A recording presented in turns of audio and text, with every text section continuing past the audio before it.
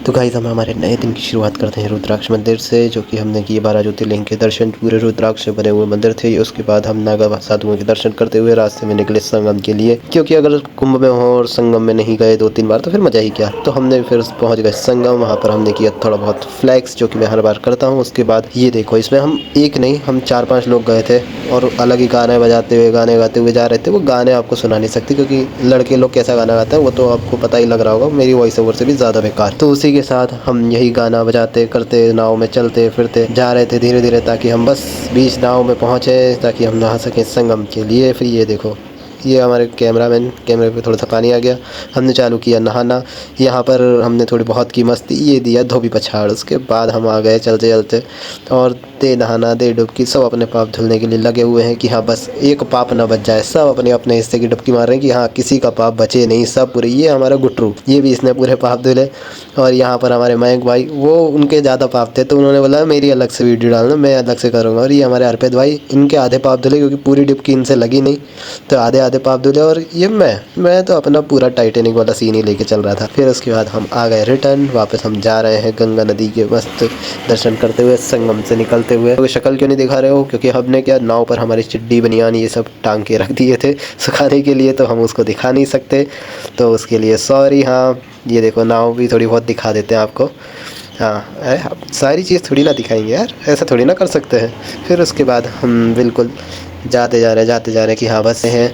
ये हम सब लोग बैठे हैं, गाना बजाना चलते जा रहा है, सूरज भी अपनी चरम सीमा पर। उसके बाद हम आ गए लेटे हुए हनुमान जी। इतनी भीड़ देखकर ही हमारे होश उड़ गए, लेकिन हमने कहा भाई दर्शन तो करके जाने हैं, बिना दर्शन किए तो नहीं जाएंगे चाहे कुछ भी हो जाए। तो हम तो लगे रहे हमारी दृढ़ निष्ठा से कि लाइन में बस बढ़ते रहे, धीरे धीरे आगे बढ़ते रहे कि कब बस दर्शन हो जाए। बहुत ही जल्द हमारा नंबर भी आ गया 1-2 घंटे की लाइन में लगने के बाद कि बस आने वाले हैं। ये देखो गाइस, लेटे हुए हनुमान जी के दर्शन, इतने अच्छे दर्शन इतनी भीड़ में अगर कहीं और नहीं हो। उसके बाद हम आ गए डिजिटल महाकुंभ। यहाँ पर हमको दिखाया गया, यहाँ पर हमको फर्स्ट स्क्रीन में दिखाया गया कि कैसे ऋषि मुनियों द्वारा दिए गए श्राप जिसने देवताओं को शक्तिहीन कर दिया।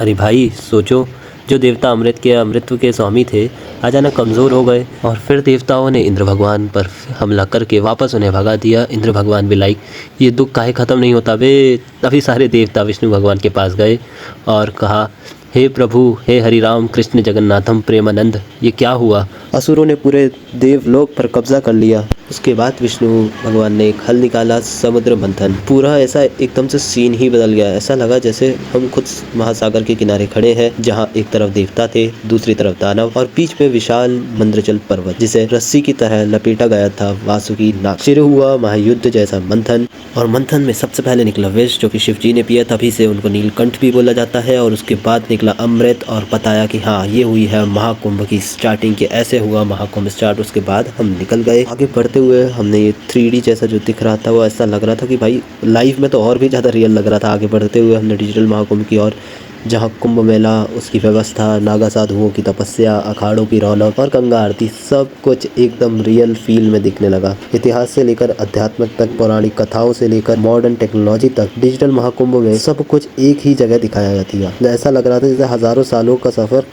एक ही दिन में कर लिया। के बाद हम निकल जाते हैं हमारी शोभा यात्रा में, जिसका टाइम हो चुका था। और गंगा तट पे आरती के बाद हम निकल गए हमारे एकात्म धाम के लिए, जहाँ पर हम मस्त ढोल नगाड़ा आरती गाते हुए, मस्त नाचते हुए शंकराचार्य जी को वापस अपने स्थान पर ले जा रहे थे। इसमें जितनी भी पूरे दिन की थकान थी, जैसे ही हमने पालकी उठाई पूरी थकान एकदम से गायब हो गई। इतना अच्छा लग रहा था, बस ढोल नगाड़े नाचते गाते भगवान को अपने कंधों पर उठाते हुए चलना एक अलग ही फील था। उसके बाद हम आ गए हमारे एकात्म धाम, हमने लिया संगीत पाठ, और आज का दिन होता है यही ख़त्म। मिलते हैं आपसे अगले व्लॉग में। Thank you so much.